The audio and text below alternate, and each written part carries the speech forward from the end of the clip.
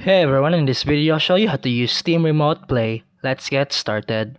First, open the Steam app on your computer, then click Steam in the top left corner and select Settings. On the left hand menu, scroll down and click Remote Play.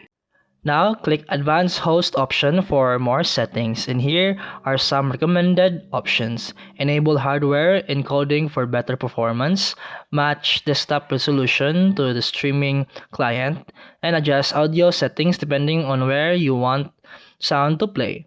These settings can improve smoothness and reduce lag. On your second computer, open Steam and sign in with the same account. Go to your library and choose a support game. Instead of play, you'll see Steam. Then, click it to start playing remotely.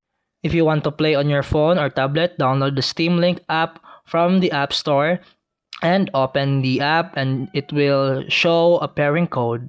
Now go back to your PC and open Steam settings, then go to Remote Play and select the option to pair Steam Link. Enter the code shown on your phone. Once paired, you can launch your Steam games directly from your mobile device and play remotely.